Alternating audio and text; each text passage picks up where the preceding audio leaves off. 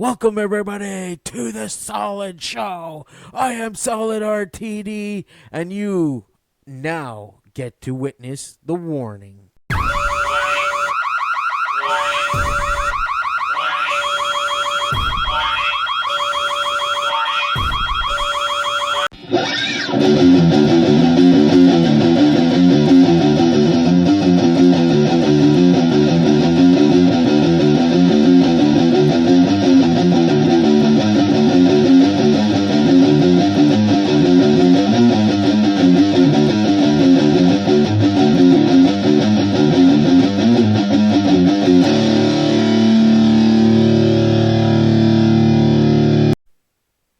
Hello, Solid family, and welcome back to the show. And we are here finally at WCW Bash at the Beach. Sorry for the long overdue return. Had some family issues. But hey, rocking a new hairdo. No beard either. So I just got back, and when I got back, I'm like, okay, gotta do this Bash at the Beach. It's been a while. And hopefully I don't get a copyright strike for this one like I did for Clash of Champions. But anyways, I ended up getting on the Solid Show RTD Facebook page, which isn't really a Facebook page. It was just something to get in contact with people and stuff like that. Somebody messaged me on there named Nick. Nick, I cannot pronounce your last name to save my life, so I'm not going to try. You asked me to do the WWE 1992 Royal Rumble. So, after I finish doing this Bash at the Beach, I will get to your Royal Rumble request. If you have a request, message me. I'll be glad to look at the pay-per-view or Raw or SmackDown or ECW or WCW show that you want me to do. So, Nick, I will get to it right after Bash at the Beach. And hopefully you don't forget to like, comment, and subscribe. And away we go. So, come on. Smarten up. There we go. Here is WCW Relive at Bash at the Beach. Reason why I'm sitting more closer this time is because the copyright claim that the WWE did on Clash of Champions. I was a little bit further back where you guys could see the whole screen, and WWE still tagged me with copyright even with my big head in the way. So, I'm here. In the way.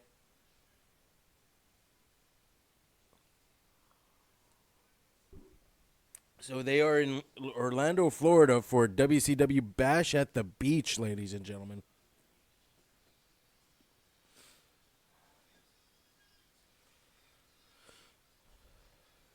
Well, they're not really live anymore, but you know. Who would have thought that that WCW would have started making a big name around 94, an even bigger name in 95, 96, 97, and who would have thought that in 2001 they would have been saying, no, we're done. We're closing our doors.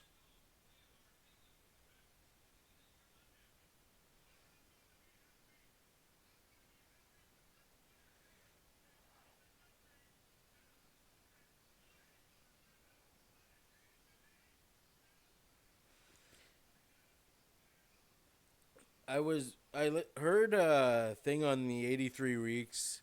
Why didn't WCW ever make Heenan Family? And Eric Bischoff even said, that's a great idea. And I started thinking, yeah, that's even great, because they had all the guys from the World Wrestling Federation at the time that was in the Heenan family, but they could have improvised on some. They could have made it a little bit bigger to deal with the NWO.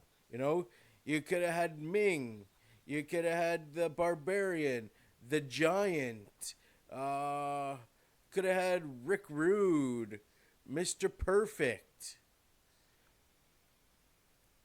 and, and you know, like you could have had a little bit more. You could have had like Ric Flair in there. You could have had some of the Four Horsemen in there, like Chris Benoit, Dean Malenko. And, hey, it's Linda Hogan, so that must be Brooke.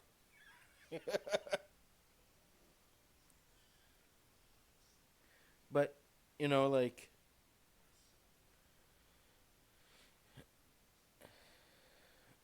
don't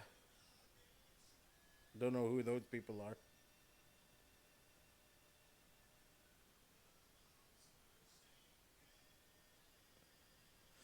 But you know, they could have made a the big Heenan family to deal with the NWO. But you know, if hindsight was 2020, as I always hear, they could have done so many different things.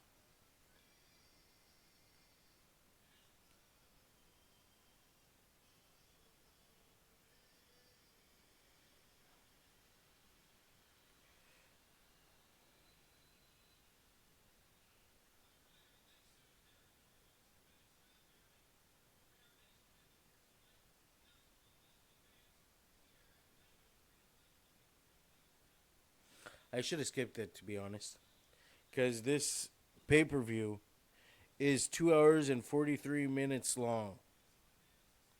And not a lot of people like to sit down and watch a fat guy discuss about a pay per view, especially a lot of this stuff. They're looking at what happened on WCW Saturday night. Got Hogan at ringside, which you can't see because my big head's in the way. Flair versus Sting.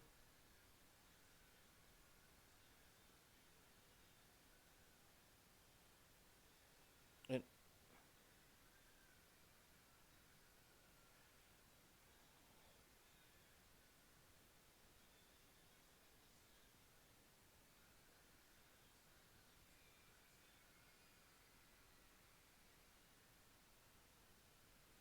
I think that's a sensational Sherry, not a fan.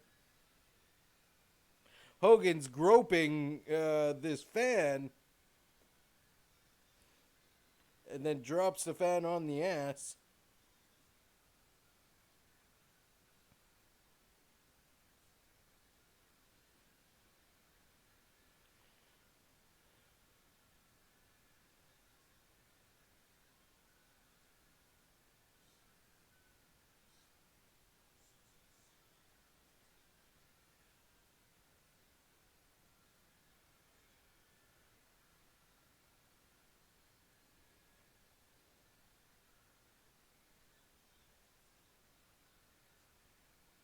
Hogan nose sold the first chop block.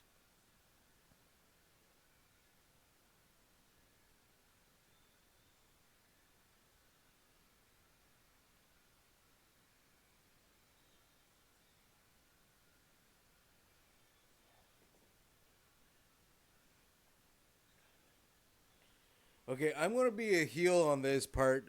Look how many people it needed to take on Ric Flair and a woman.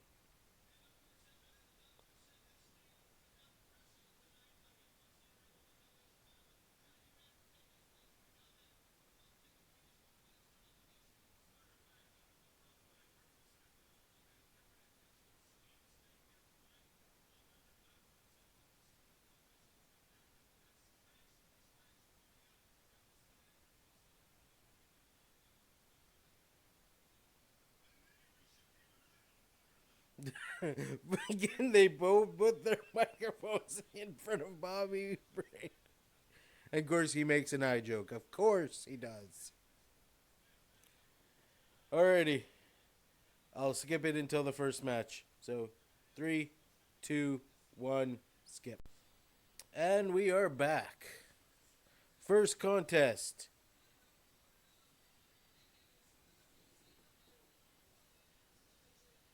So it's for the TV title. This match is supposed to be Lord Steven Regal versus Sting for the TV title. But due to Sting getting an eye injury, they pulled him and put John B. Bad in the match.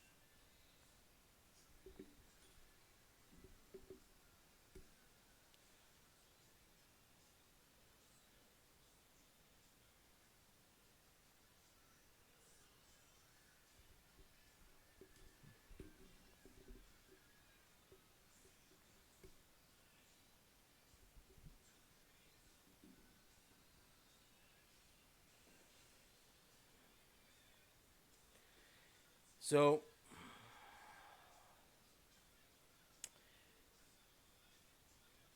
I gotta ask, how many times are they going to give Johnny B. Bad opportunities?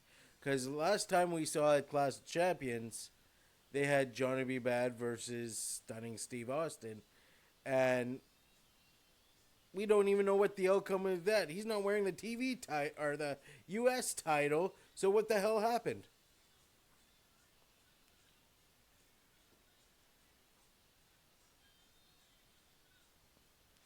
So maybe on my next adventure of pausing for a skipping of something, I'll pause it and I'll quickly look up what happened with the whole Stunning Steve Austin and Johnny B. Bad, so this way I could actually get a story for you guys.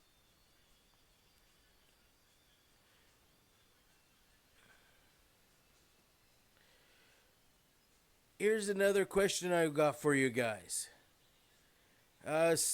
Somebody brought to my attention the intro is too long. Should I shorten it? Should I take something out? Somebody's like, yeah, take out the warning and just have, the music and, get into the. Which I'm actually considering. But I need that warning in there because apparently a few parents complained that their kids were watching my video and I was swearing too much. So I'm thinking the only video that I haven't been swearing a lot in are these ones. When I play video games, I swear like a sailor. So I'm thinking maybe in the video games ones, I will put the warning for that. But I would have to contact YouTube and ask them, like, okay, you told me to have a warning in my videos for foul language for, a year. Otherwise, And thing is, I clicked on the thing of my video is not for children. So why is it still hitting at me? Like, I just don't get it. I didn't mark it is for children. I marked it it's not for children.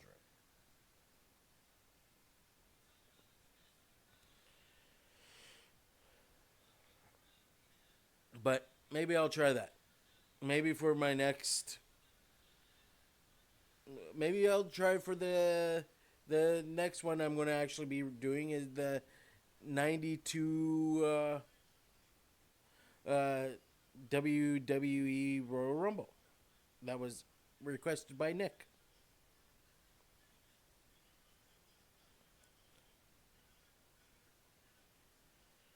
So yeah, if you have a request, drop it down in the comments down below.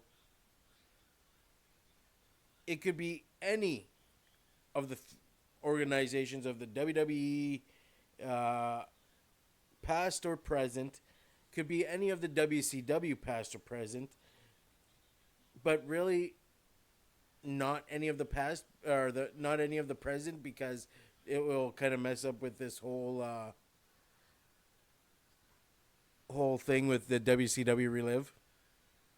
So maybe from the start of WCW to the beginning of 94 '94 or the end of '93.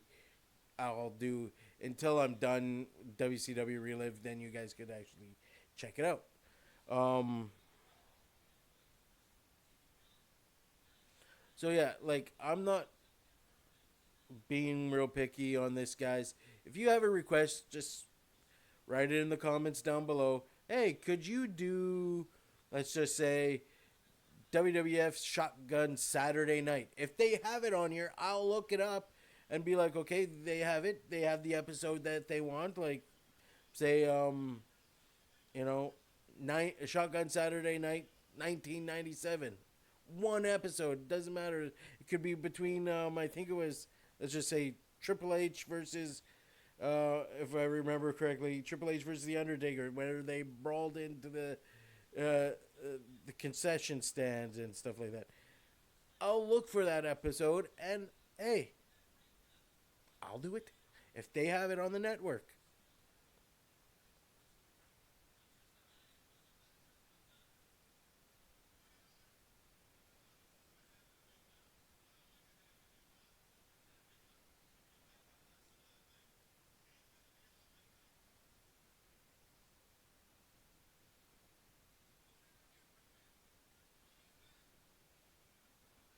Nice monkey flip.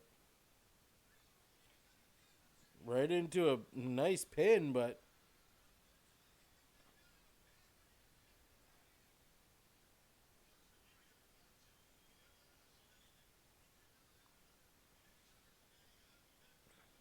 so yeah, if you have a request and you don't want to comment it down below, do what Nick did. He went to Facebook and he looked up the Solid Show hosted by RTD and messaged me on there. I'll get it on there, and I'll I'll all you need to do is give me the year, the show. So like what he did, he's like, hey, can you do? I'm requesting you do the WWE's 1992 Royal Rumble. I messaged him back, sure, I'm out of town right now, but when I get back, I'll do it up for you. So I asked him, you want me to just do just the matches? Or do you want me to just do the Royal Rumble? Or do you want me to do the whole pay-per-view like I do this? And he said the whole pay-per-view. So I'll be doing the whole pay-per-view. Sorry about that. I'll be doing the whole pay-per-view of the 1992 Royal Rumble. I think it's the 91 Royal Rumble was my favorite Royal Rumble of the 90s. To be honest. Of the early 90s, I should say. I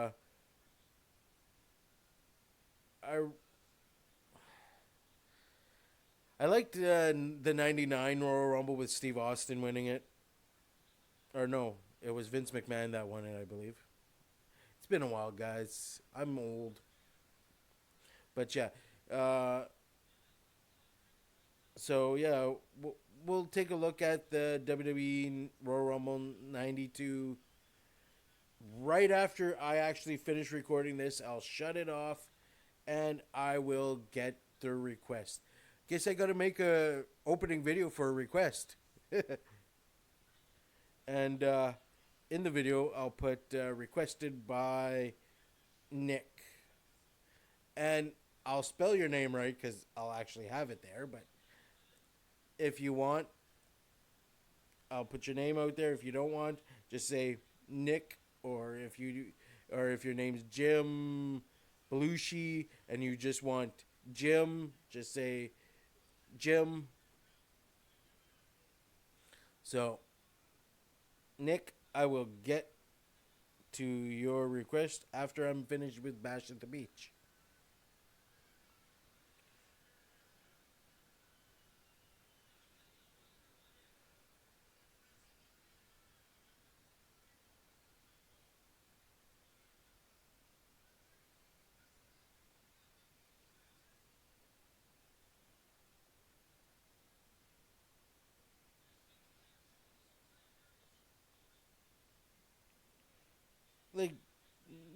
to diss on Johnny be bad, but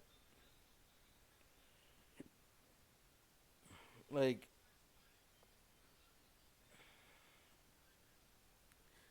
there's some matches with some people on certain shows he could do it. So far for this pay-per-view match, it's not a pay-per-view match. I have to say it's, and of course my ranking on this is, should it be on the pay-per-view or should it be a Clash of Champions match or should it be a Saturday night match or should it just be a booster, which is a dark match?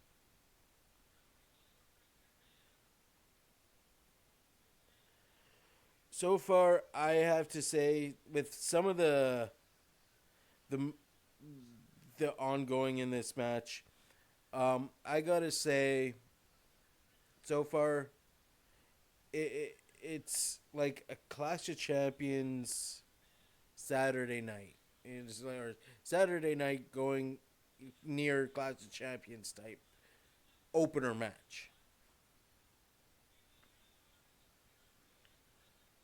I just don't like how the belt is on the apron.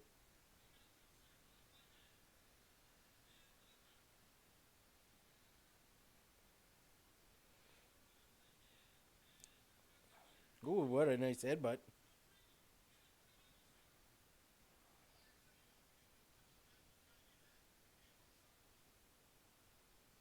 Nice knees. Even if I say it's nice and stuff like that, it doesn't mean that I don't like the match. I don't. It's just my intake on the matches, and I actually have to touch base on this.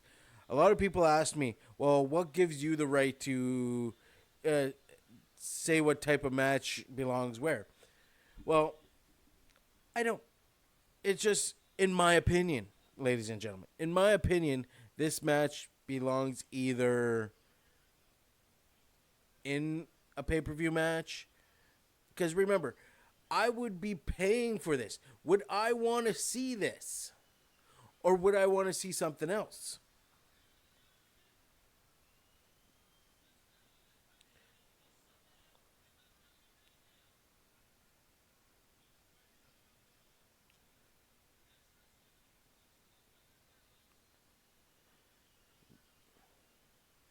So that guy's apparently on the TV show Thunder in Paradise with Hulk Hogan, and next to him is uh, is Hulk Hogan's wife.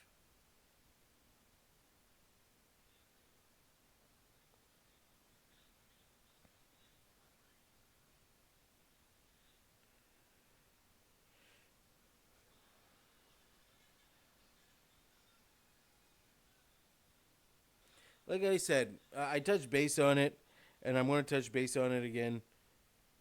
With the TV title being on the apron where it doesn't belong, I think it's going to be used, to be honest. I'm giving it away. I never looked up this match. I never seen who won. Like, I never went and looked at the results of these shows. I just go by visual and hearing. You know, like,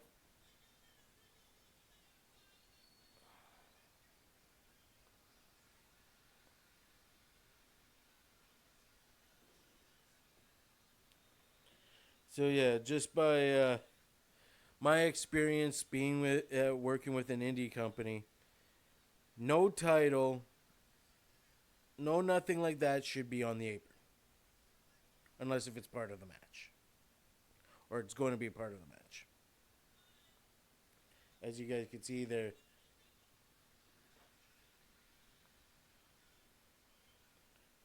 nice roll through. Whoa.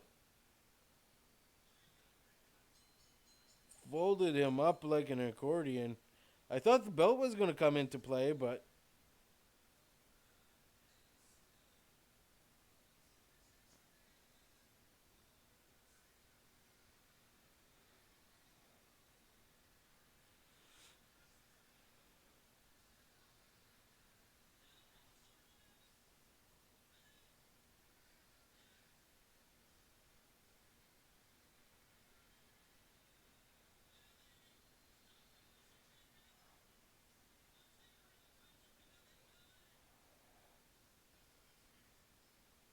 I thought somebody was throwing a beach ball in, to be honest.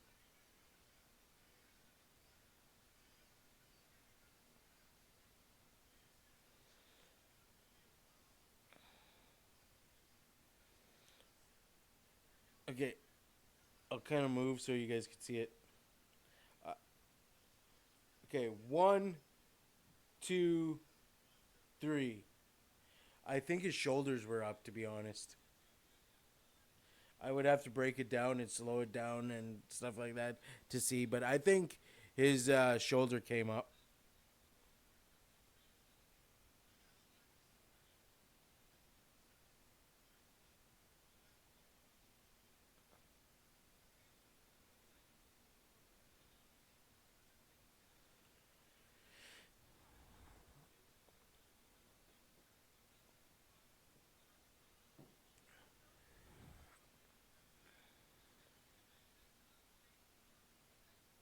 Hey, Hulk Hogan's in the audience. You're not supposed to be there. You're supposed to be in the back locker room area. Get your Hulk Hogan ass in the locker room. You gotta get ready, brother. The fans are being told to get off the safety rail.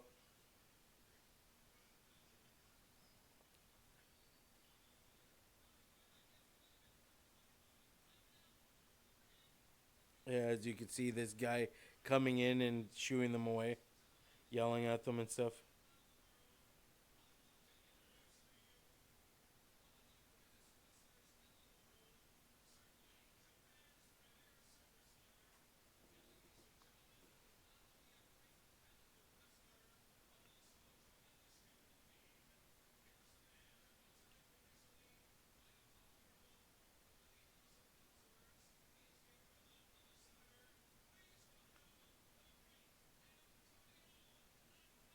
The great Antonio Inoki is getting award, but three, two, one, skip. Okay, I want to quickly touch base here. So Inoki was getting an award. Lord Steven Regal came in. He flapped his gums, and now we're seeing this. Jesse was looking over here somewhere, like over here somewhere, and Tony Schiavone's like, "Turn around, Jesse, you're on camera." He's like, "Oh." So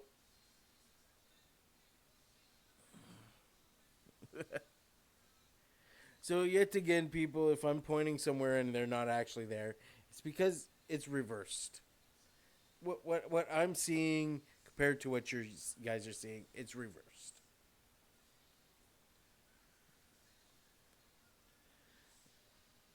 So we got Big Van Vader with Harley Race.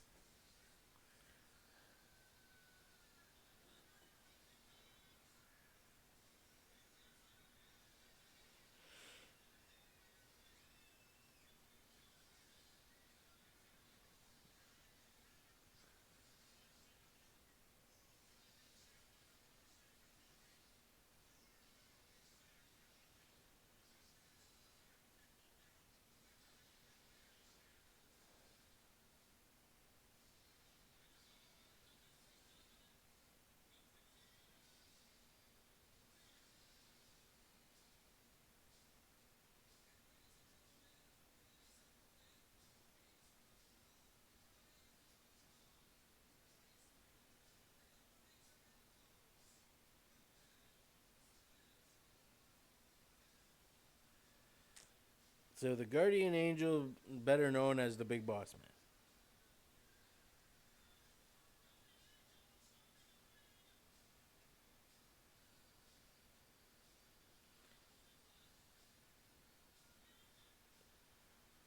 Didn't we see something like this match before?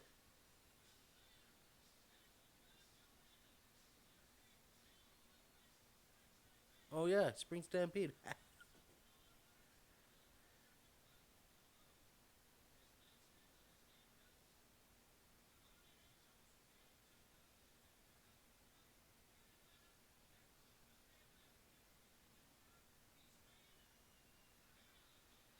Oh, Big Boss Man just jumped Harley Race, and Vader from behind.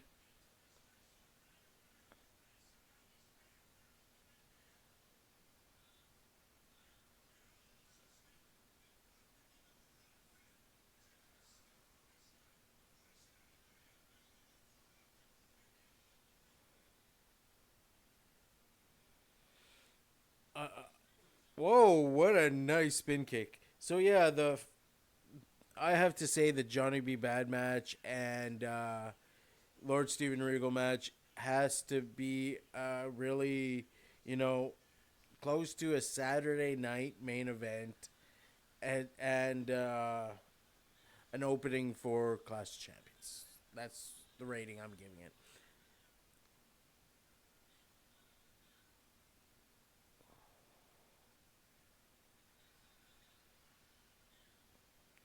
Throws it at the Harley Race. What? So if Vader lets you do that, like, let me be clear. A big guy does not like to go up in the air at all. No way. And if he lets you do that, that means he trusts you. He trusts you a lot. And that was Bill Shaw with Anoki. But so yeah, a big guy like that being picked up, that means Vader trusts Leon. Let's get his real name out there. Leon White trust Taylor. I forget what his. Um, but yeah, that means he trusted the Big Boss Man, because Big Boss Man, if could have dropped him or whatnot and had him fall on his head or something like that, and that would have been in big wow, and like, especially for a big guy. I was picked up. Wasn't a real good scoop slam, but I was picked up and I fell on my head. I trusted the guy, which, hey, I don't blame him. It was my weight. Uh, he picked me up, and as he was turning me, I slipped. Too much weight, gravity, bam. I don't blame the guy.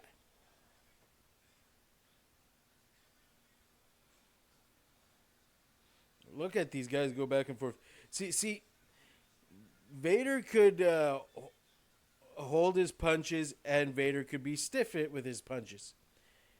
People also say, when Vader's stiff with you, that means, you know, he likes you, which kind of bizarre, but yeah, if Vader's stiff with you, this is what I've heard with some wrestlers in shoot interviews, that if Vader's stiff with you, it wasn't because he didn't like you, it's because he liked you.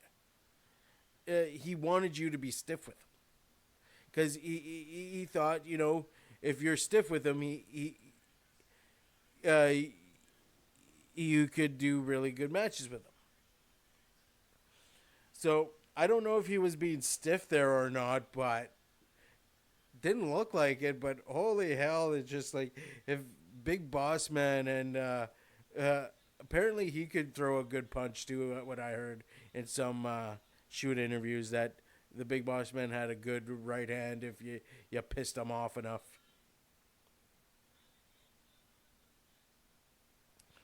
Ooh, leg lock.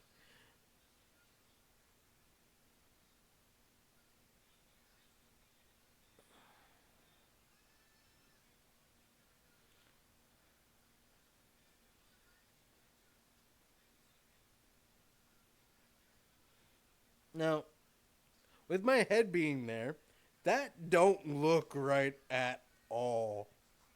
Especially how, like that. Yeah, that don't look right. Especially how my head is, and with Big Boss Man screaming, that don't look right. Now they're in the pin.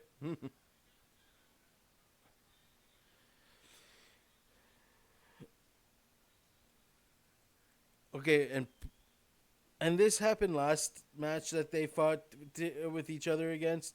They slowed it right down, and somebody actually messaged me and said that match was boring between the Boss Man and Vader. Like it would go so it would go so long, and then it would just slow down. And I told him it's like, well, you got to take a look at their point of view. They're pretty big men.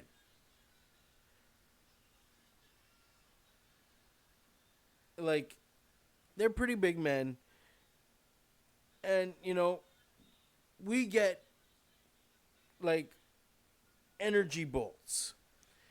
Uh, we could go for a while, and then we're like all like, and we need to slow down to catch our breath, and we'll go right back when we're caught back up.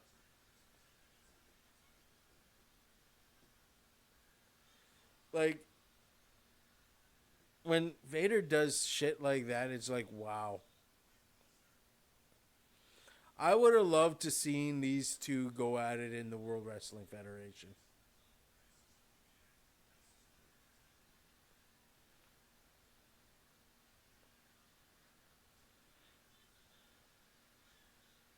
Clothesline over the rope, throws him through the ropes. Oh, what a left.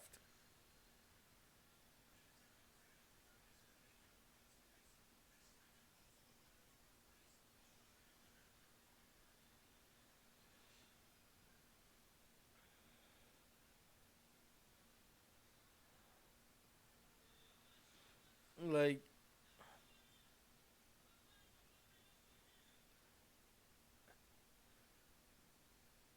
into the ref.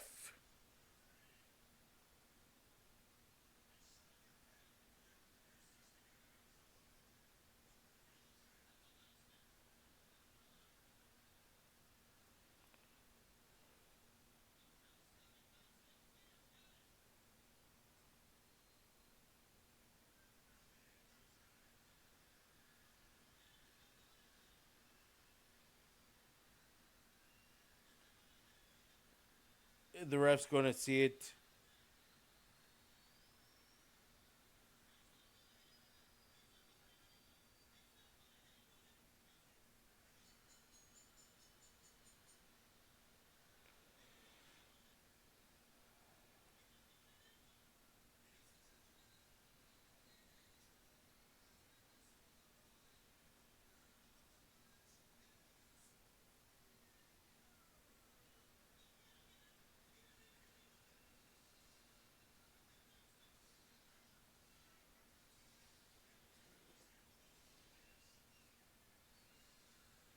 So, with this great match, like, I have to admit, it was a great match. It got me entertained. Unlike the first match. Um,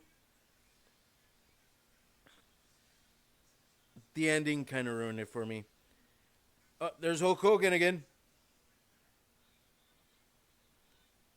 He should be in the back locker room area. Your wife is somewhere around the ring. Um, I gotta say that would be a Clash of Champions, not a pay per view match. It was a pay per view match until the ending.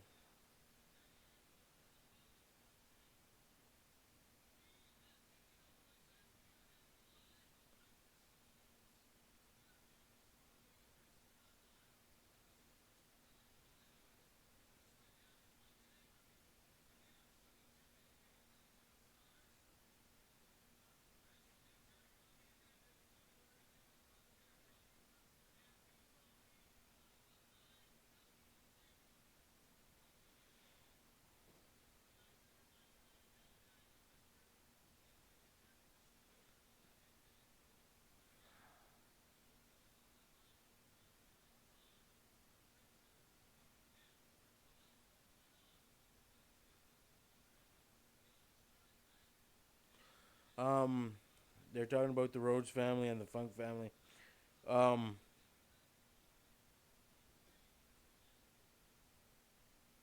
I'm just gonna skip this video package.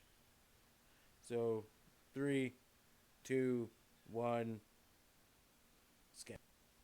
And we're back.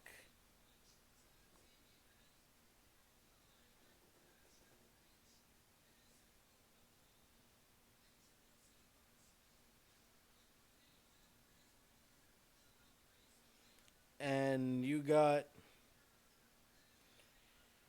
Ming, Colonel Parker behind Terry Funk and Bunkhouse Buck.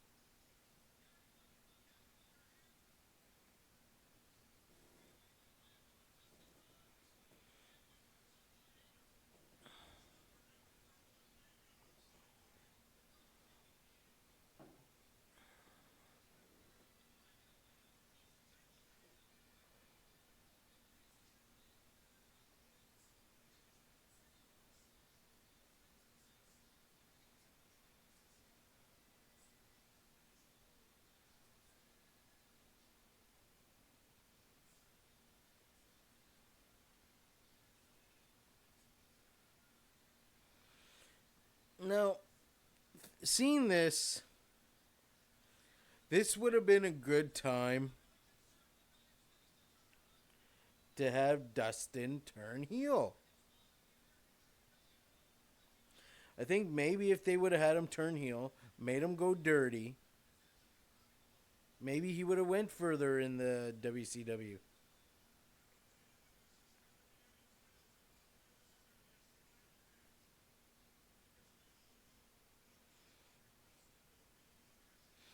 But if I remember correctly, Arn Anderson turns on him. If I remember correctly. And at Clash of Champions, it brings out the American Dream, and he says that's why you don't trust a four horseman. If this is what brings it out to be, I don't remember. It's been a while. Remember, this is in '94. Only things of WCW I would watch would be Saturday Night and Clash of Champions.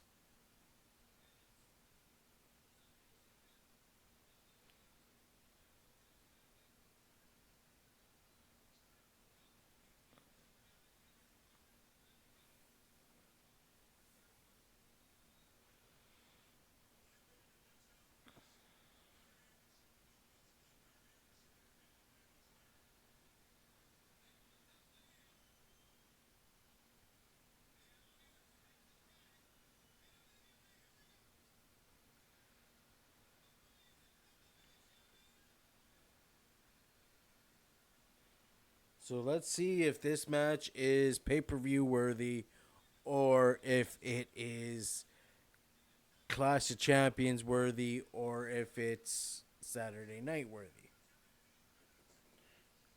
or a dark match worthy.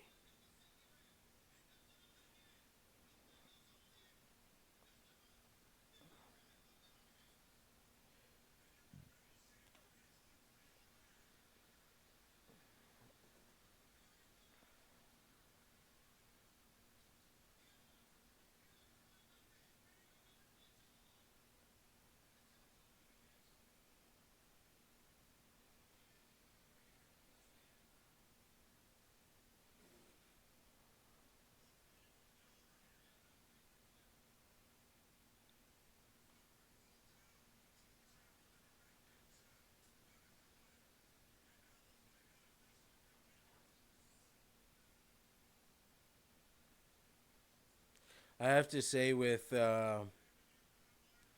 Ventura on commentary with Tony Schiavone, it wasn't a good team. Um, even Tony Schiavone said, I've watched in an interview that Jesse the Body Venture was in, saying that the Tony Schiavone kind of takes responsibility for the team not being good enough, because Tony Schiavone wasn't taking it seriously, or something like that. It just like was a bland to him, and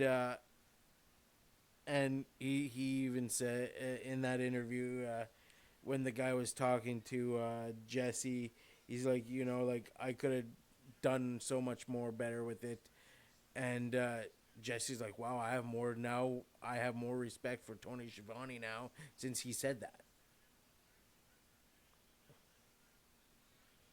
Maybe it was the like the duel, like maybe they would have been good together if Tony Schiavone would have been more for it, but I guess in Tony Schiavone's eyes, he and in his brain, it's like, well, Ventura is a WWF commentator, and he comes over to WCW. So, I'm assuming that's what he was thinking, and that's what was everything happening. So, but I think the best commentating duel would be Bobby the Brain Heenan and Gorilla Monsoon. Hands down, they were the top of the top. And then it would be, in my opinion, JR and JR, Jim Ross, and Jerry Lawler. And then it would be actually Don West and Mike Today. Those would be, and then Tony Schiavone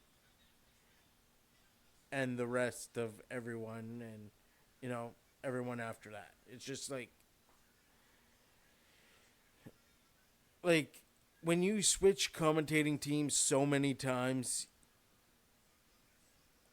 I know it's what Eric Bischoff says. It was to keep things fresh and whatnot, but in my point of view, it didn't keep anything fresh.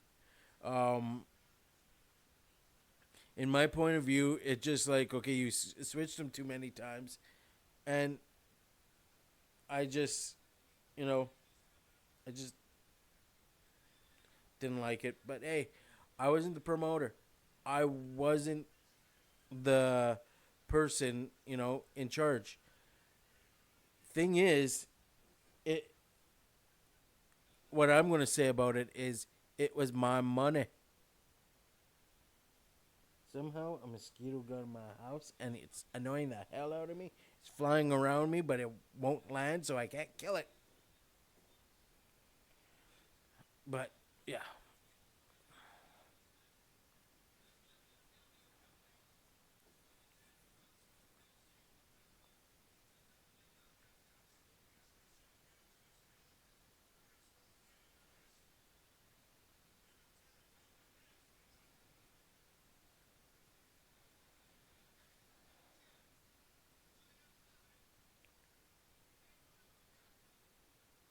So far, I gotta say this should have been on Clash of Champions.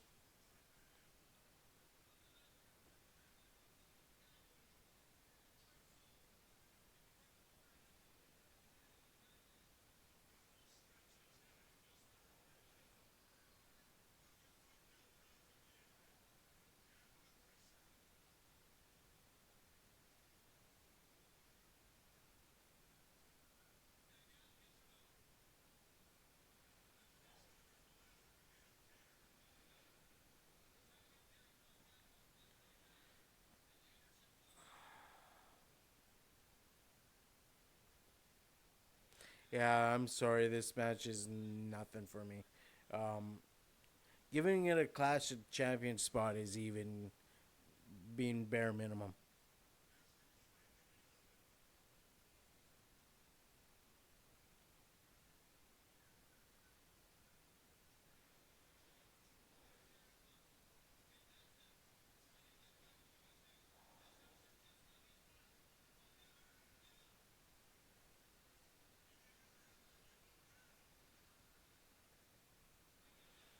And you see at ringside, let's see if I can point it out. Linda Balea or Linda Hogan.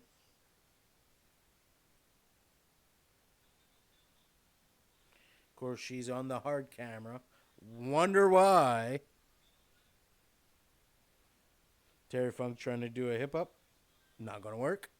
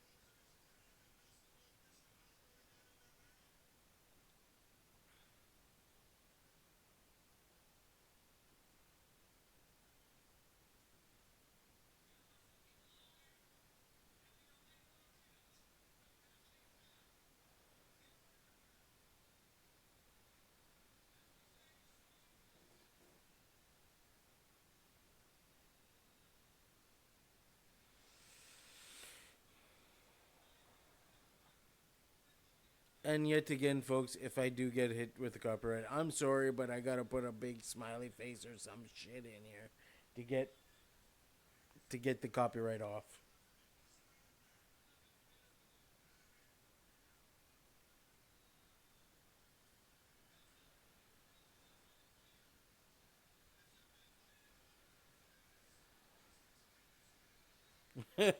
Like Arn Anderson's on the apron going, yeah, get him, get him, get him, get him.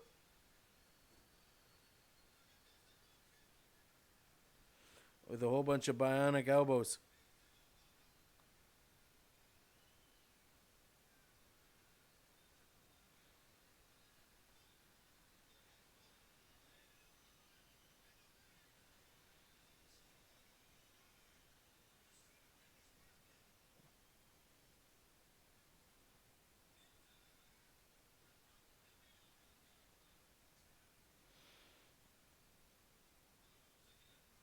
I would have tagged in Arn Anderson.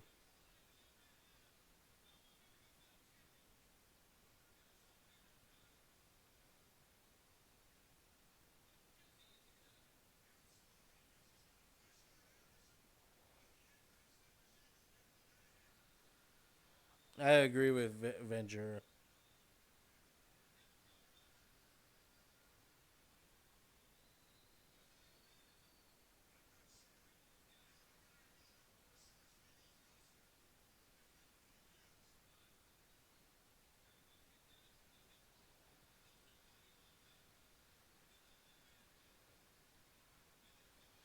Why ask Arn Anderson to help you if you're just going to let him sit on the apron?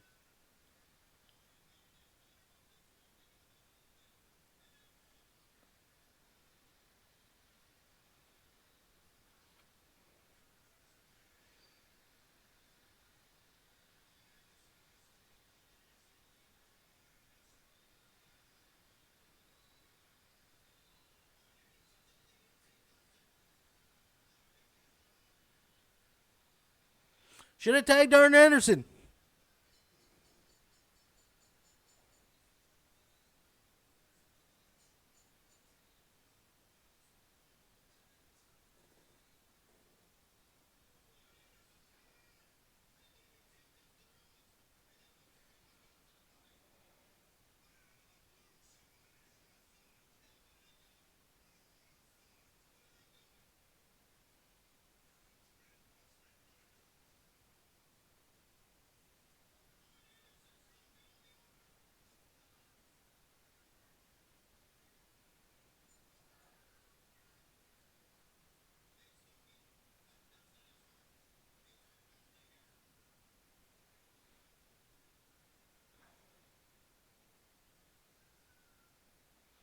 Yeah, like, sorry, I'm looking like this. It, it, it, I'm looking at my phone better than looking up here because at least I can see the.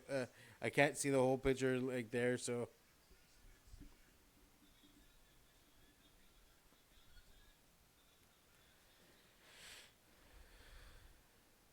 won't get hit with copyright if I go like this. He's a Four Horsemen member. What do you expect, Tony?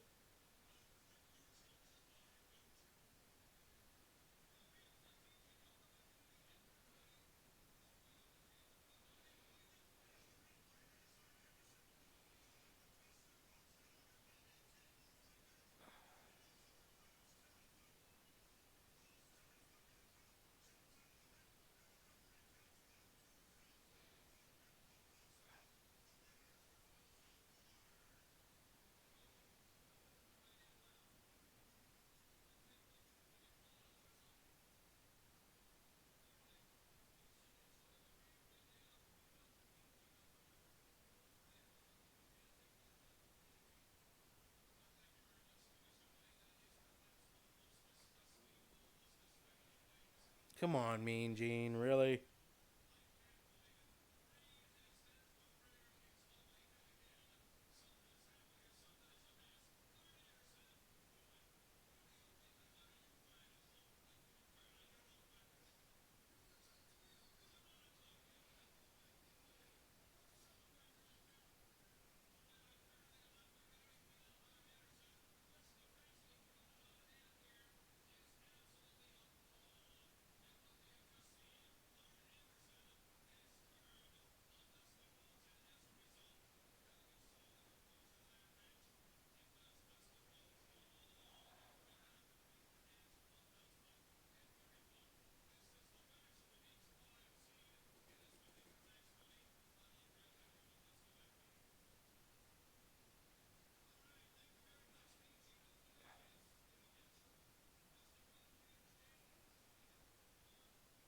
Three, two, one, skip.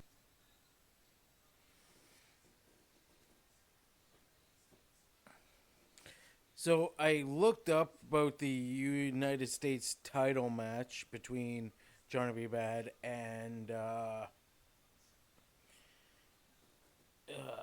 Stunning Steve Austin, and they said that the one I read was really weird because it said that they they that they decided to remove the title off of Johnny B. Bad due to the match officially not restarting. And then there was another report saying that that Johnny B. Bad did not win due to the ref who counted the 1, 2, 3 was not the proper ref. So I don't know what they were doing. It's just like so they pretty much just gave the title back to Stunning Steve Austin.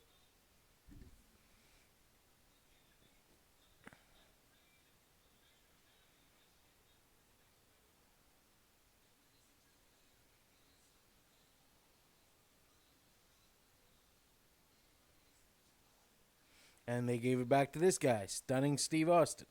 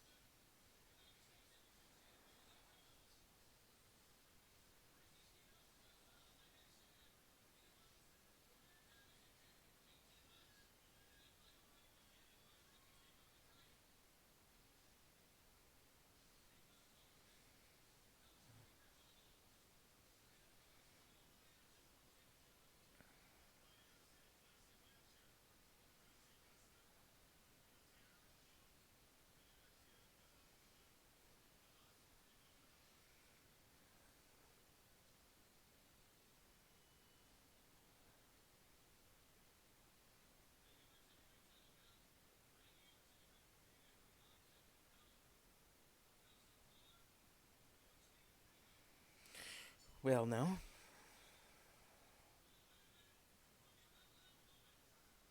Stunning Steve Austin jumping the dragon.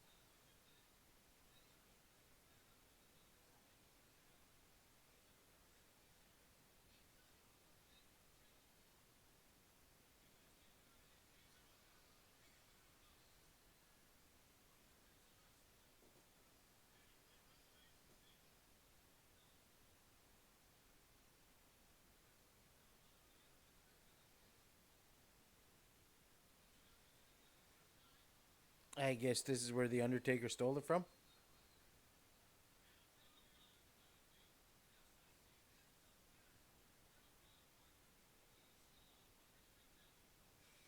Or did Steamboat steal it from the Undertaker? Got to figure out when the Undertaker started doing the tightrope or a tightrope walk on the ropes. Because I believe the Undertaker was in the WWE in '91, I believe, or was it 1990? One of those years. And I believe he did it uh, in the early '90s, so Steamboat could have copied him.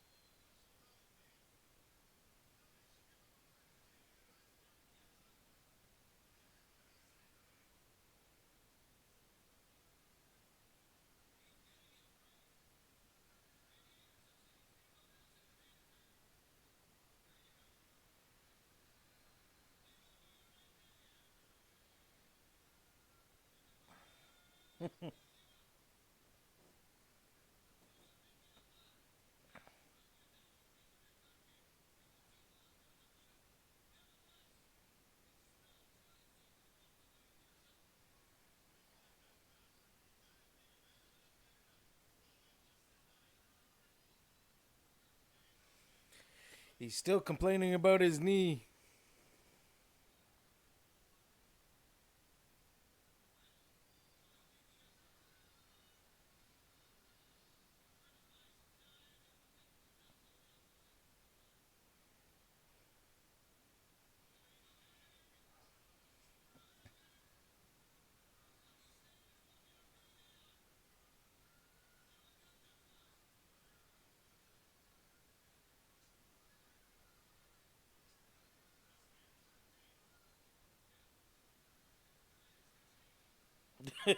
Nice leapfrog from the ref.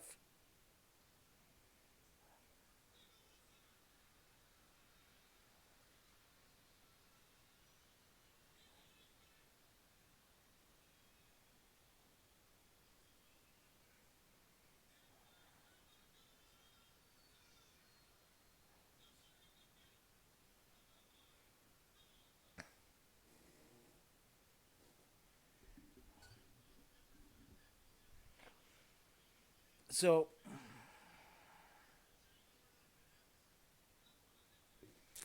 I gotta say, so far, that's a little squeaky. Um, I gotta say, so far, this match is a so far Clash of Champions, maybe mid card. Like you, you would have low card, mid card, main event card. So it would be roughly in around there.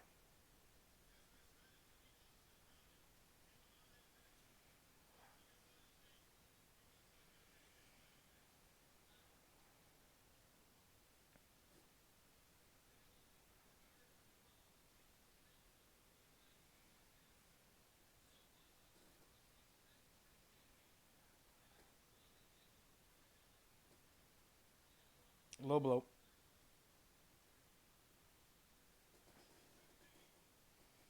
Did I call it?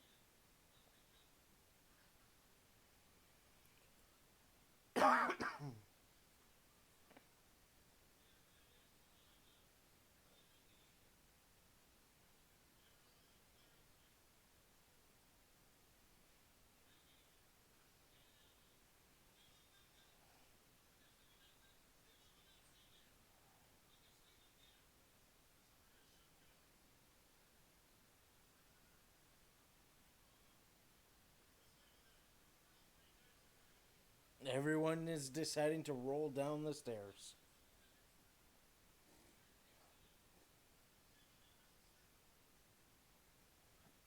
Literally, Heenan.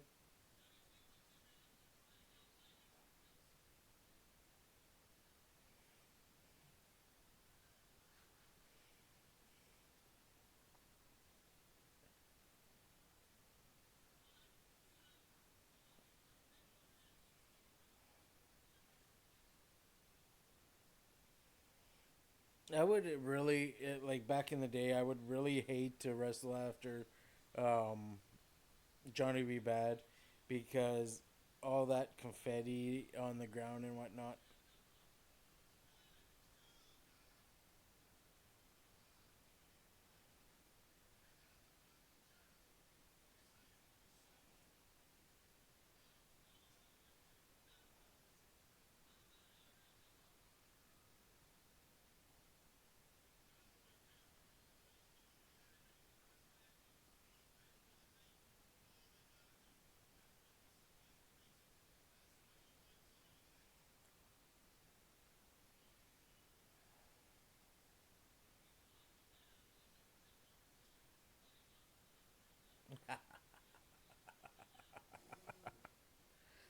Just the old fashioned armbar.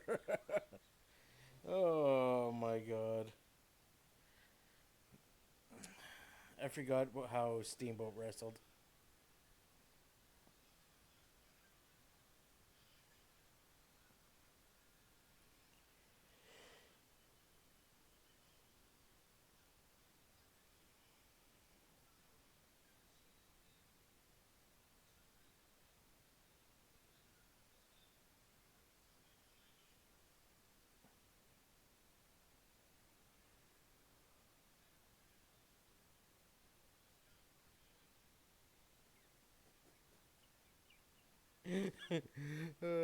See, Tony Schiavone and Bobby the Brain were actually good together.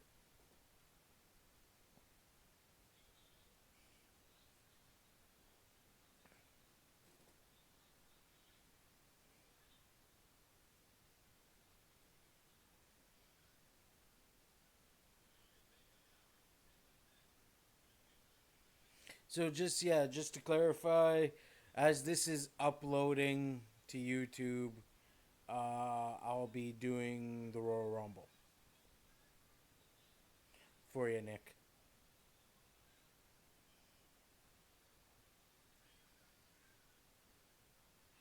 That looked like they messed that up big time.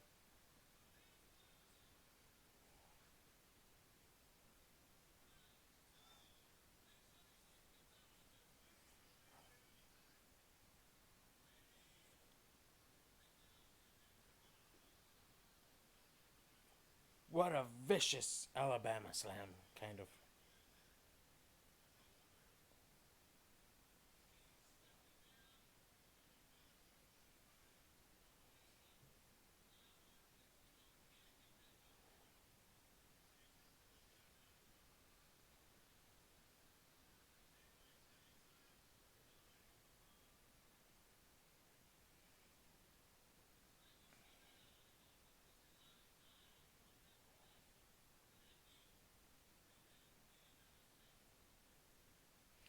apparently, I'm going to touch base on this. Apparently, Bobby the Brain, Eric Bischoff says he did not like the whole logo on the ring or in the corners in later years. He's like, I like a clean mat, no logos, no nothing. So later on, you'll see Slim Jim, Slim Jim, Slim Jim in the corners, and but in my idea, like having it show the WCW logo like how it is in the ring, it it, it gives you a good idea. It's just like the WCW logo there shows you how far, like if a wrestler's laying in the ring there, like where the WCW logo is, then you could actually tell because some of the rings you could tell are bigger than others. And if it's 20 by 20, you could tell because if a wrestler's like, let's just say 6 feet and he lays in the middle of the ring, that whole circle will show how, like, pretty much how tall he is. Because if the ring's a 20 by 20, you take off, let's just say 2 feet from each side, and if he's laying right with the in the between the W and W there, you could determine how actually tall he is.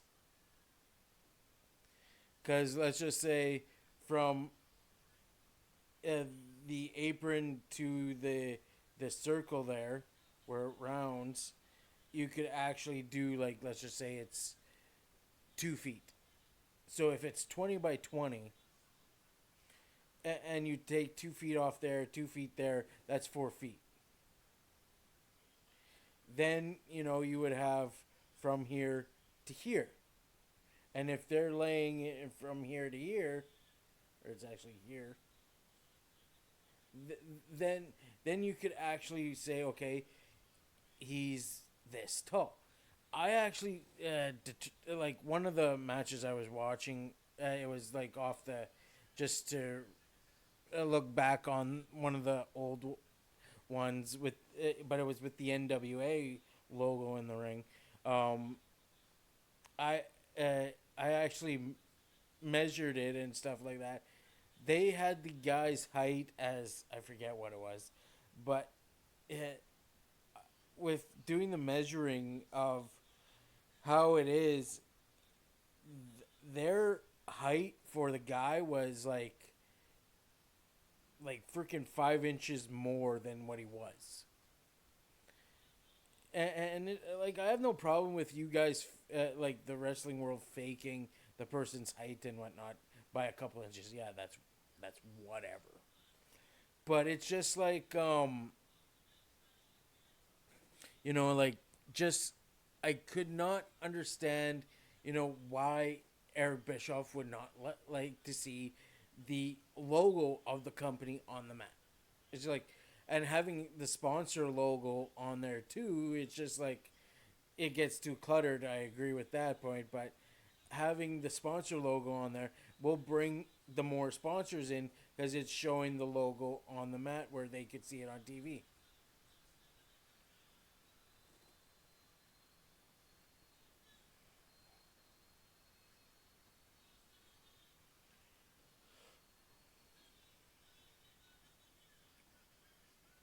But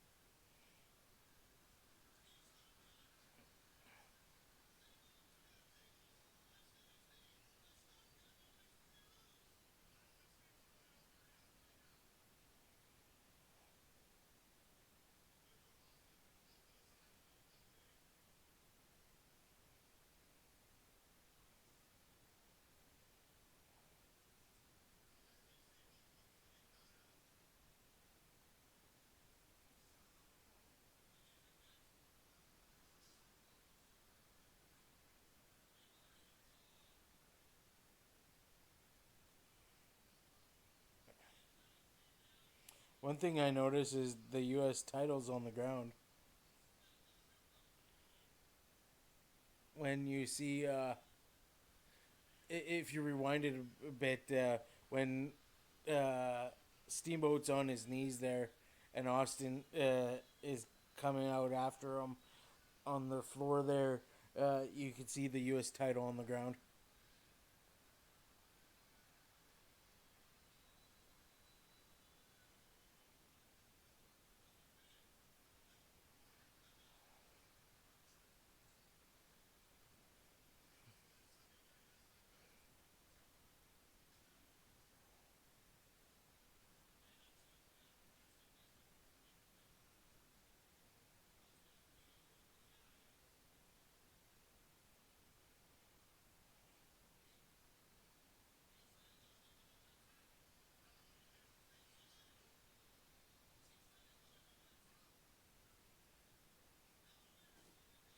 Why? Why would it have been disqualification? We seen previous matches just a little while ago. People getting clotheslined over the top rope, being thrown over the top rope, and there was no disqualification. Why this time?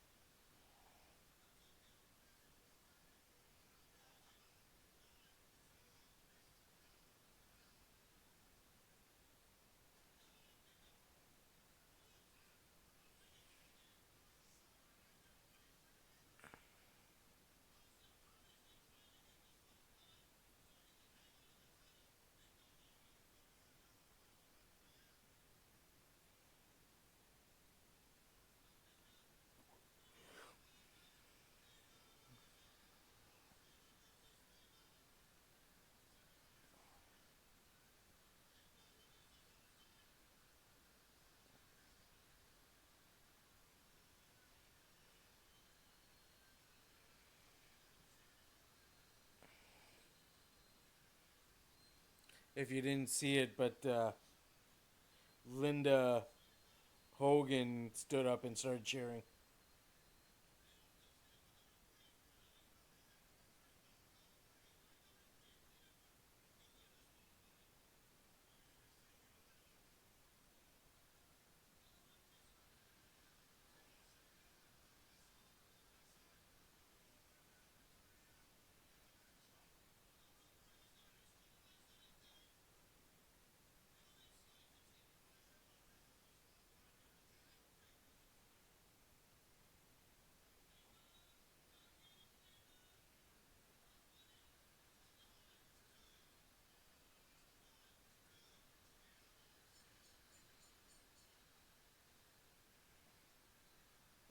Clash of Champions. Clash of Champions. This is a match of Clash of Champions. Yeah, this match is Clash of Champions.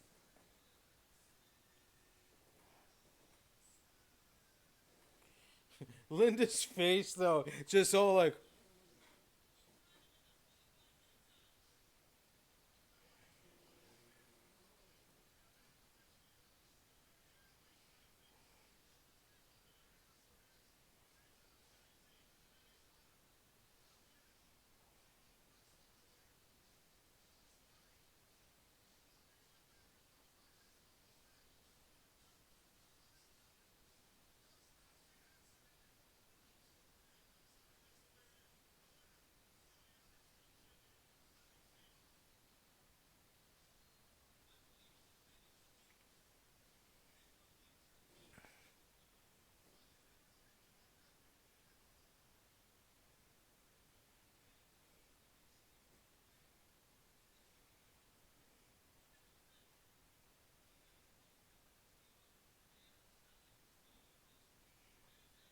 the Hulk Hogan guy's gone.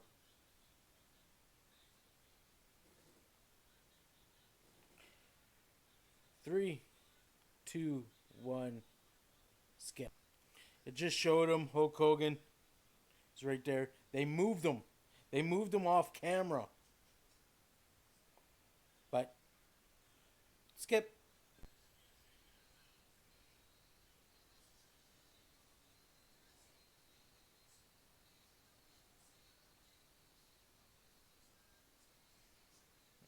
tag team title match.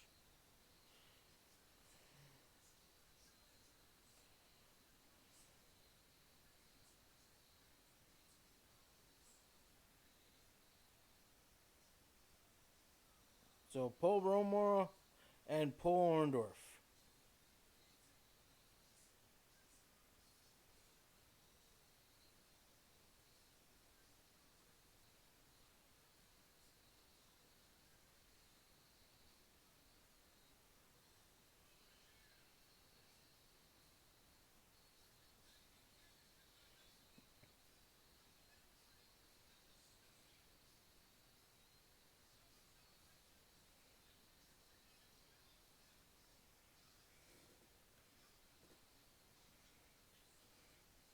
So we're at an hour and 35 minutes and let's just say 10 seconds. And the pay per view is 2 hours and 43 minutes and 43 seconds. And the clock on here says an hour and 23 minutes.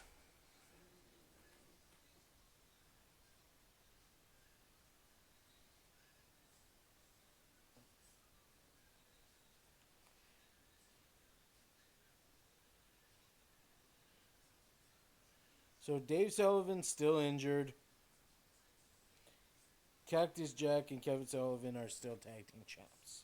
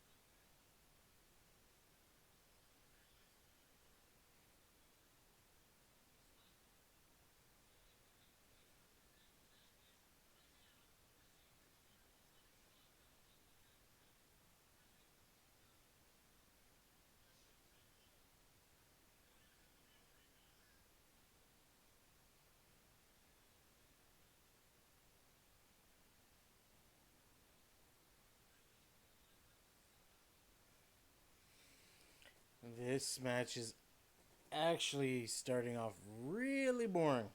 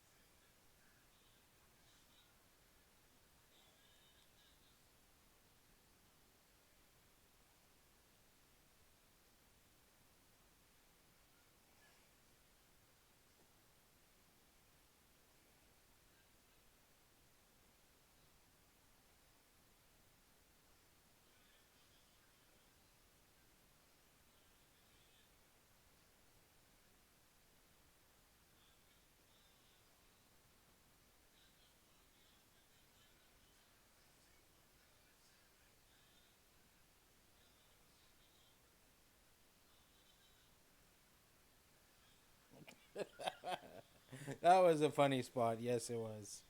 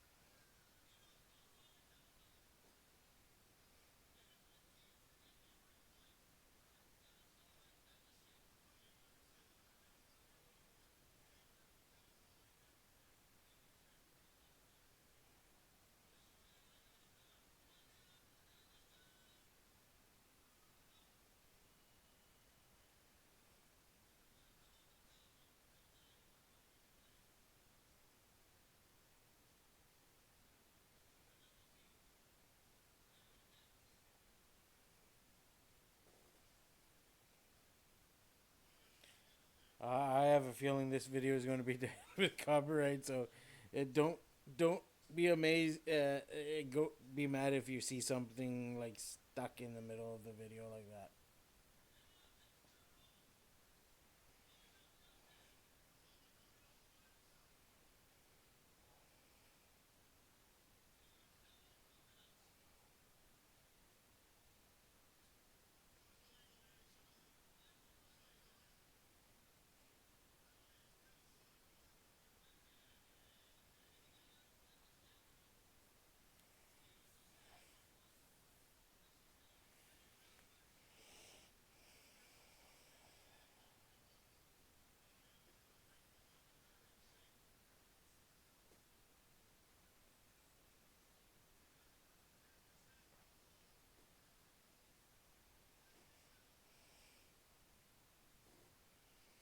I'm awake. Even though this match is actually boring. I have to admit, this is pretty much what I would find in a Saturday night show for a tag team match.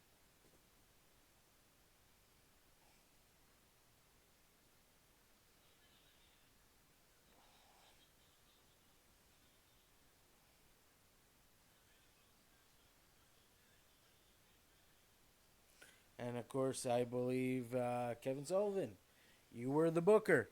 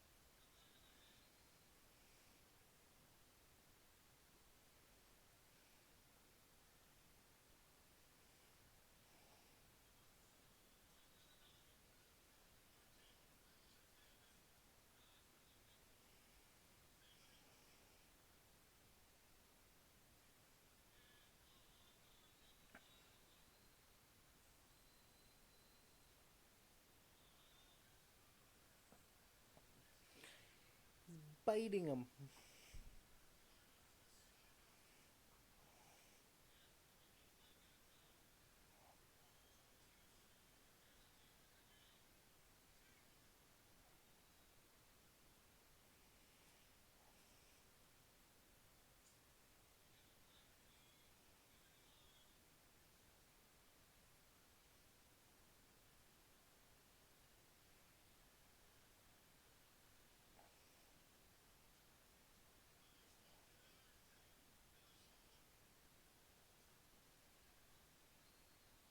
So according to the time,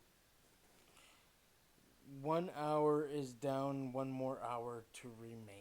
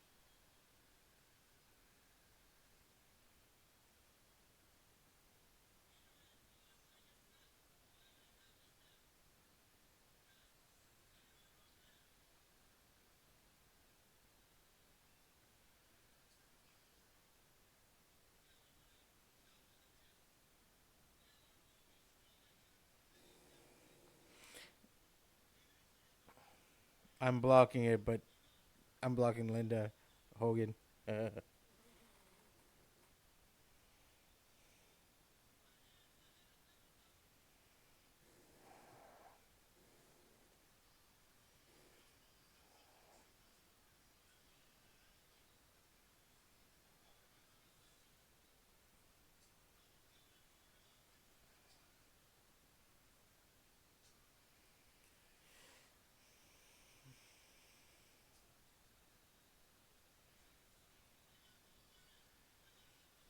So all four men in the ring, but the ref is trying to pull freaking Cactus off.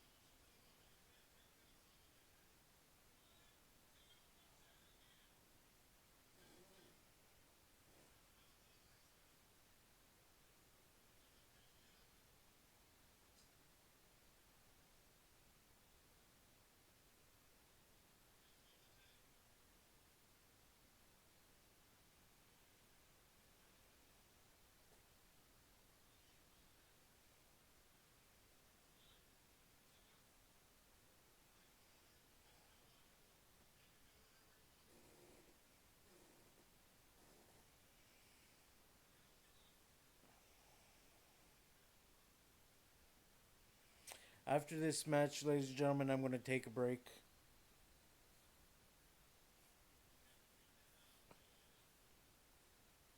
Nature's calling.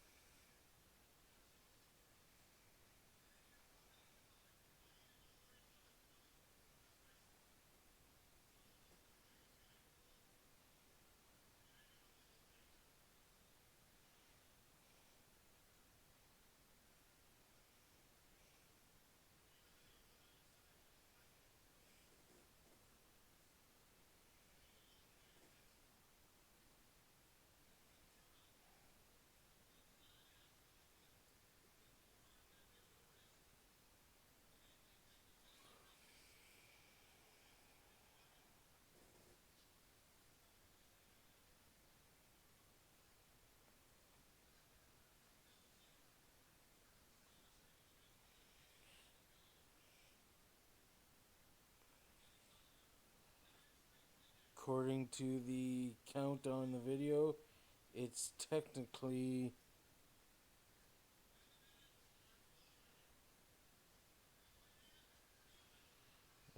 got 1 more hour.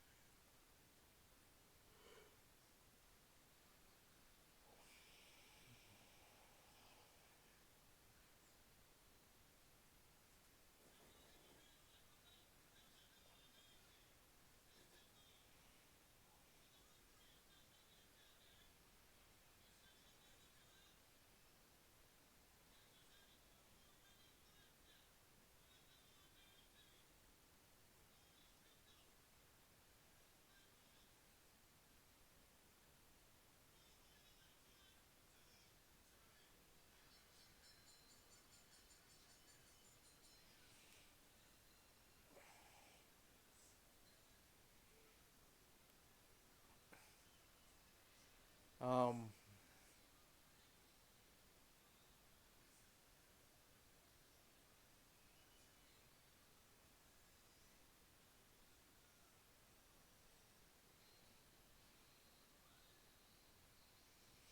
I gotta say this match was not pay per view at all. Um,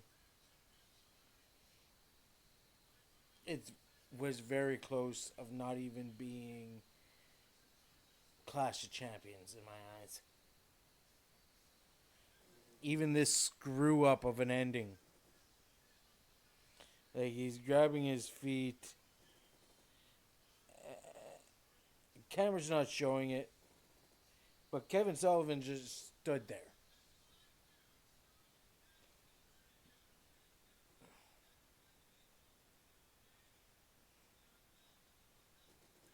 So I'm going to pause it, take a short break. I will be right back. 3, 2, 1. Welcome back, ladies and gentlemen. I have it paused right now. But looking at it, it's right before they bring it to Michael Buffer to introduce the main event of Hulk Hogan versus Ric Flair. Um, checking out the time, right there, I believe. Yeah, right there.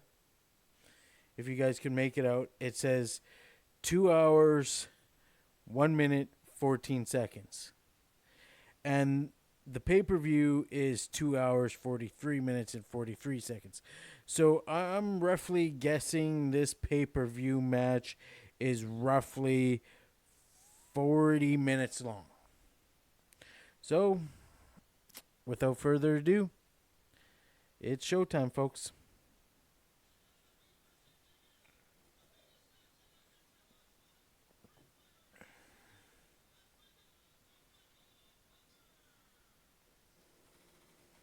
Michael Buffer.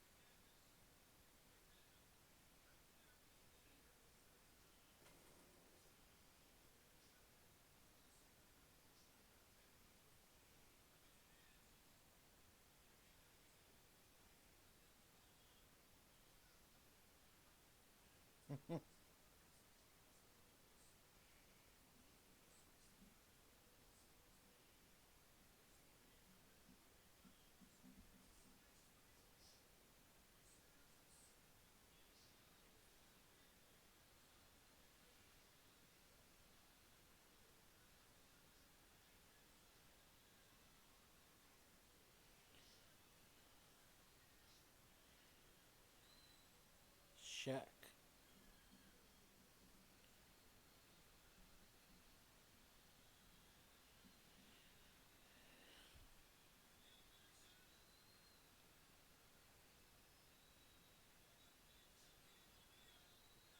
Hey, that was Reba.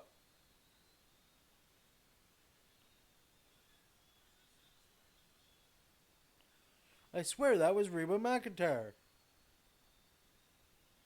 I'm sorry, ladies and gentlemen. I'm interrupting the broadcast. Okay. I swear that was Reba McEntire. I'm going to move the boomstick. Watch. Right there. Doesn't that look like Reba? I listen to all types of music. So if you're like, oh, who's that? Just, you know.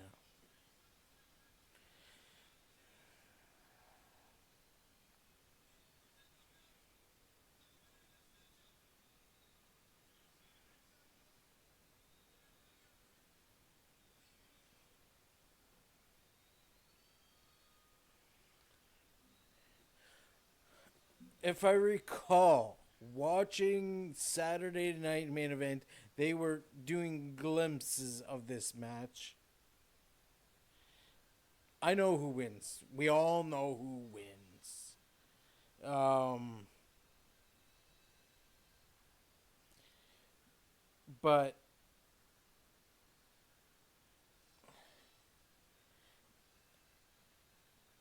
if I remember correctly, I don't know if it was this match or another Flair versus Hogan match, but Flair outdid Hogan, period. Like, I forget which one it was, but it was I was rewatching it on Saturday night. This when I was younger. Um, Flair, like, I despise Flair because that's what a heel does. Makes you hate him so badly, you don't want to watch anything what he has to do with anything. But I actually applauded Ric Flair because he, like, wow, like, I don't know if it was this match or if it was another pay-per-view match that it was Flair versus Hogan. But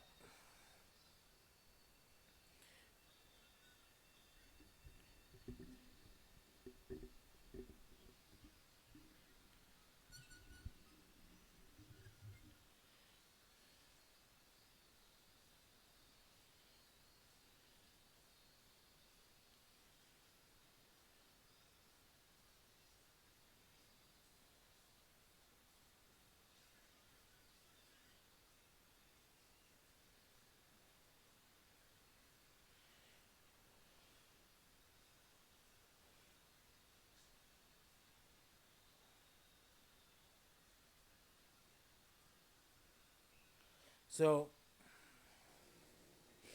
I'll probably get tagged for copyright. So just a warning, I'm gonna stick something right in the middle of the screen. There's a whole bunch of Hulk Hogan's in that building, brother.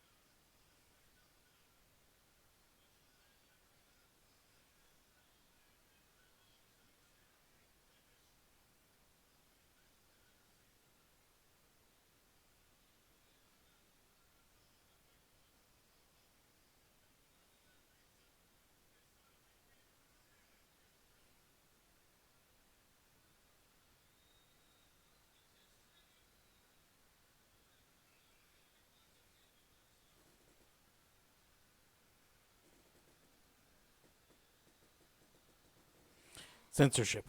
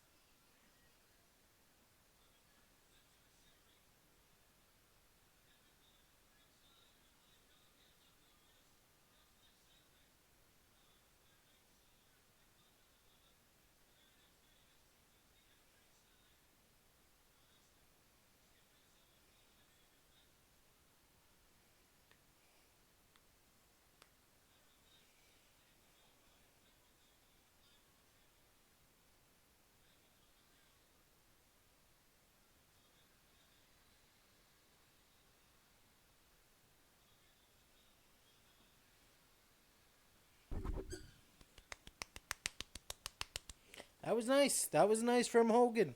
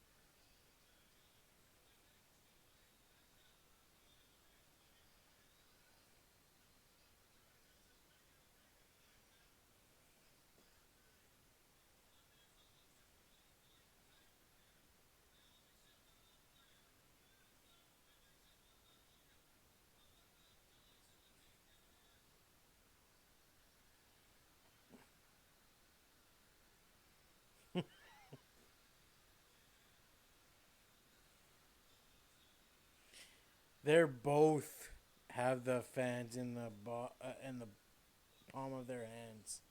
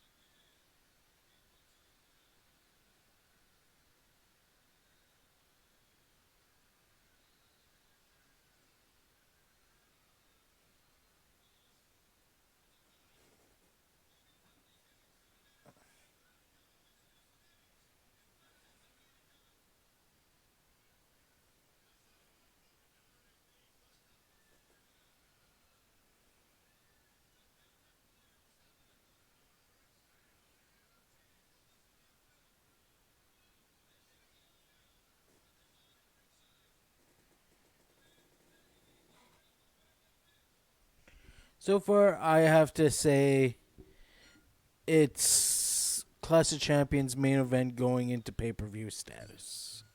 But, things can change.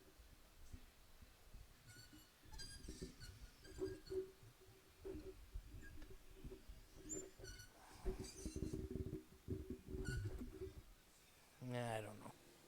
Cheap stuff that you buy.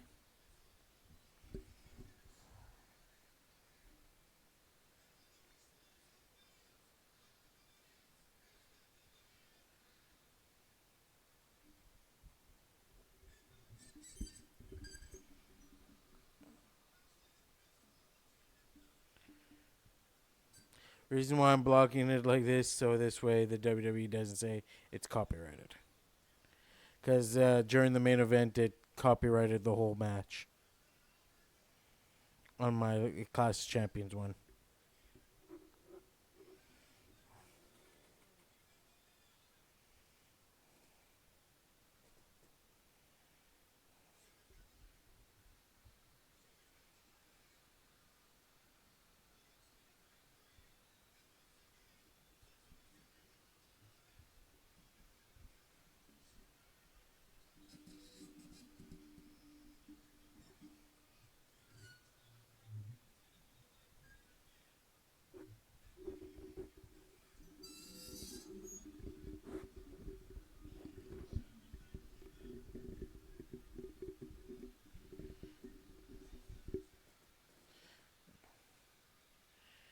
Would it be Jimmy Hart?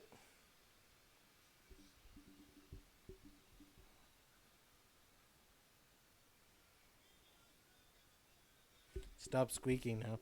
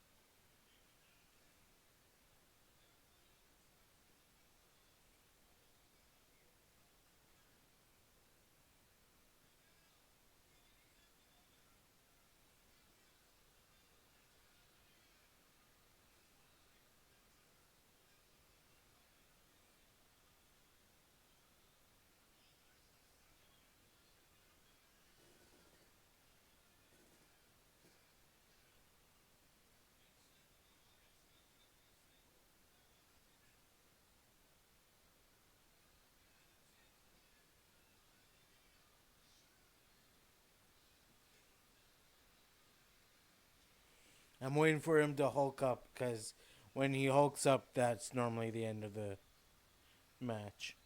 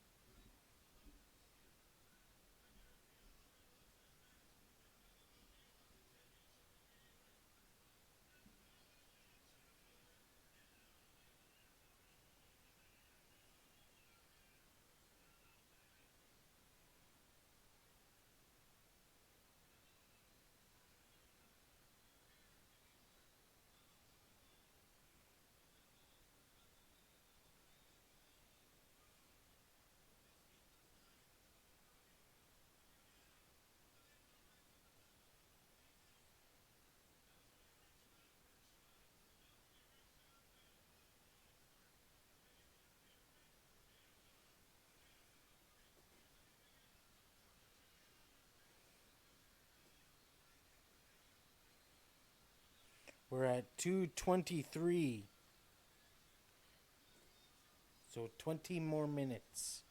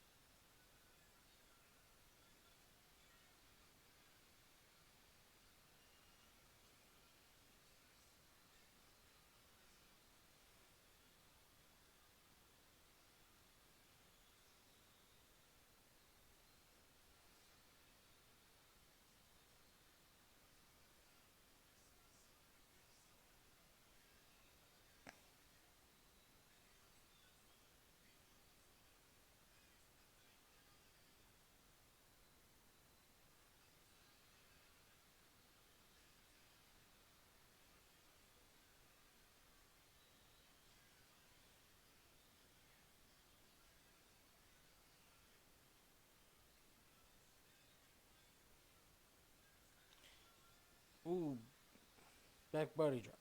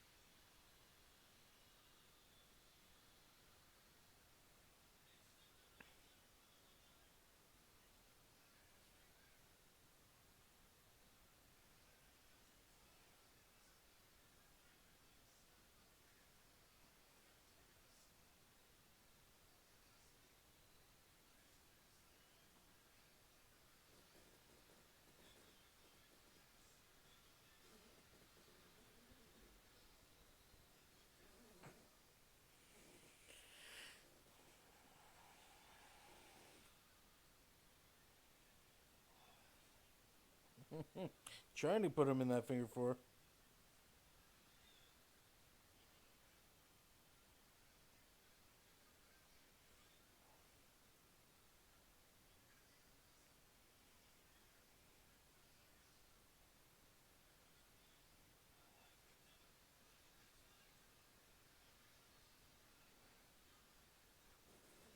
Wow, what a bump Hulk Hogan took. And of course, a no sell.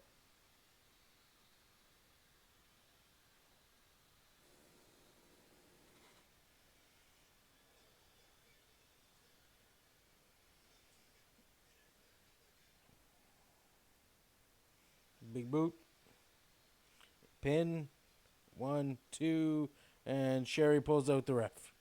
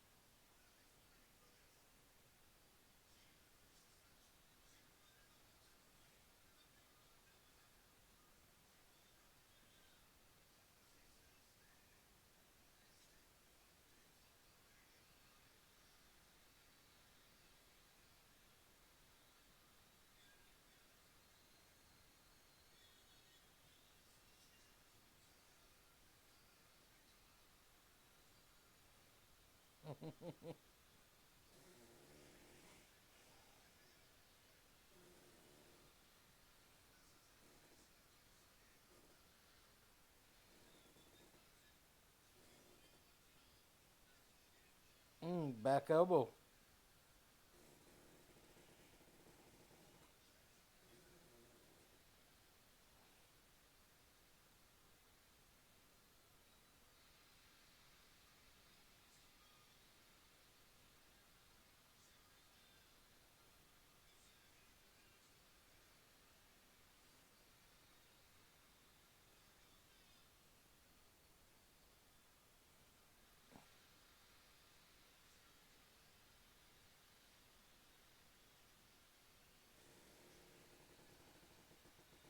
I think that was supposed to be a double clothesline, but Sherry was a little bit out of position.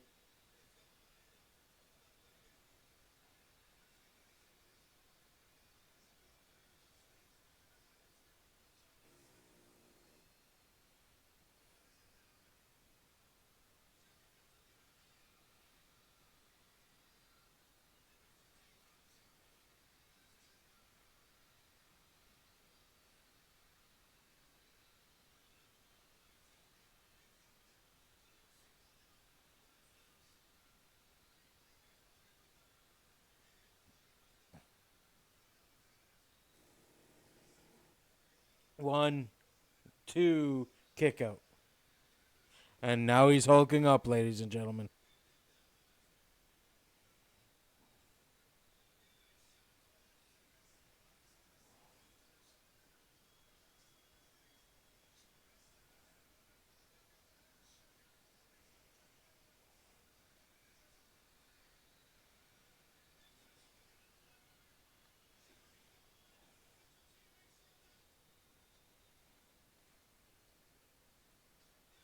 Shoulder block. Punch. A punch. Another punch. Into the ropes. Off the ropes. Big boot. And leg drop. Right dead center in the middle of the ring with that C. And 3 count. And we got a new WCW World Heavyweight Champion, Hulk Hogan.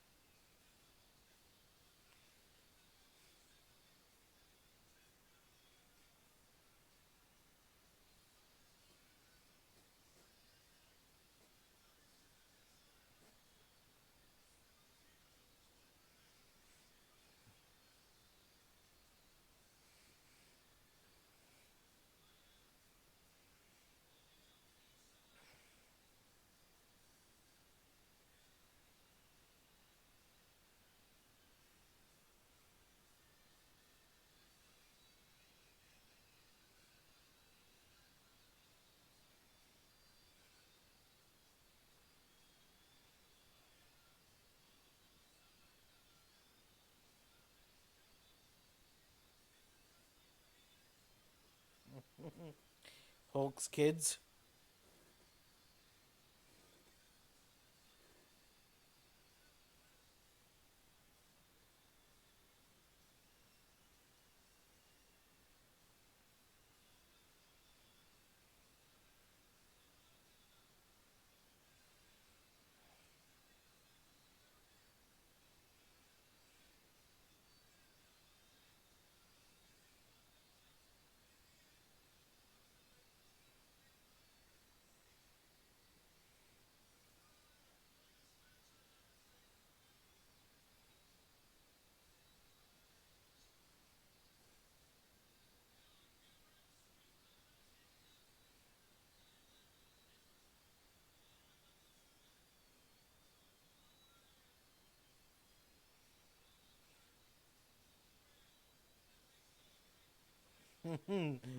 Brain looks.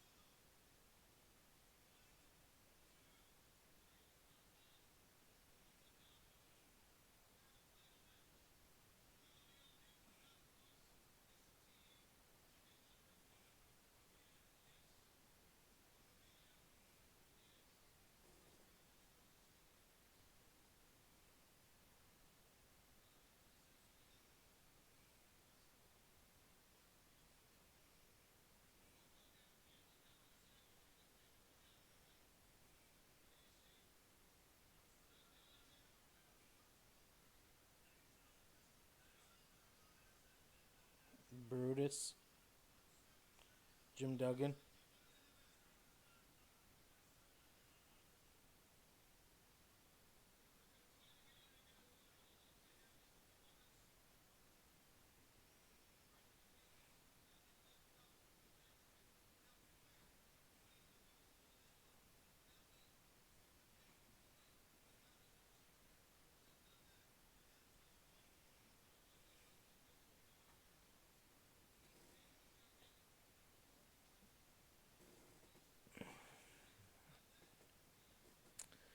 Well,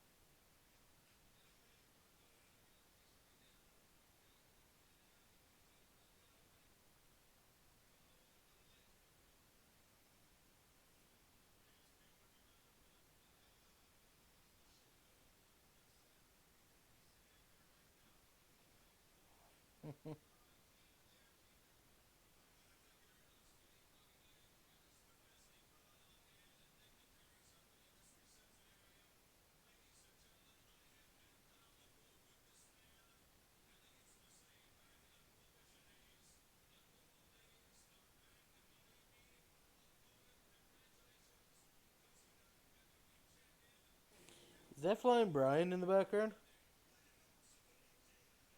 Flying Brian being an extra.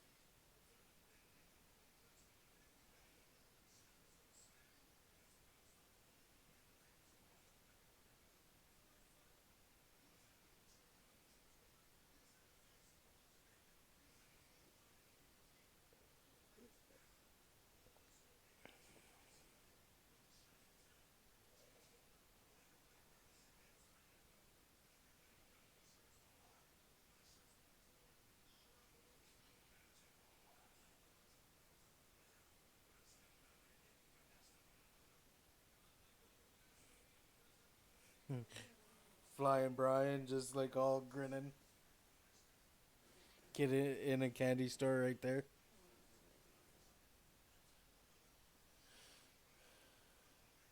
Not on the pay-per-view, but he's an extra.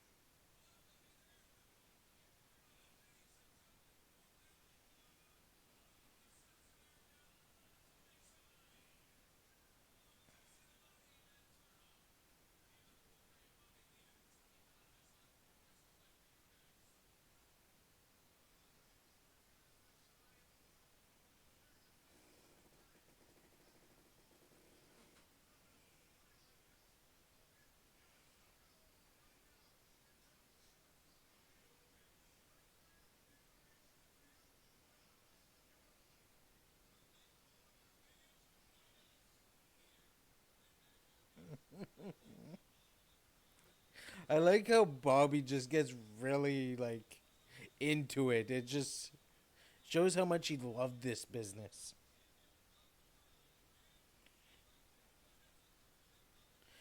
The next pay-per-view is Full Brawl, but next on the list, episode 7, Clash of the Champions.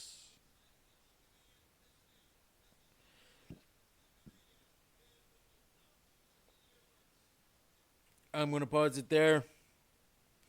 Um, so, yeah. The next show will be Clash of the Champions.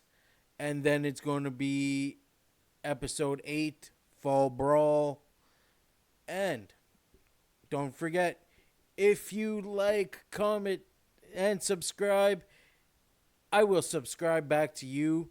And not only that, but if you comment down below saying, hey, could you do this show? Hey, could you do this pay-per-view? Hey, could you do this? Sure enough, I'll get to it when I get to it. You don't have to become a Patreon. You don't have to give me money to say, you know, hey, can you do this? All you have to do is like, comment, and subscribe. Or just, hey, just comment. Just, hey, I would like to request this. And if my schedule is clear and I'm up to date, I will get around to it. Ladies and gentlemen, thank you for joining us for episode 6 at Bash at the Beach. Join us for episode 7 when we hit Clash of Champions. Then episode 8 is Full Brawl. And I'll be starting a new section of my videos. It will be called Request Videos. If you request it, I will play them.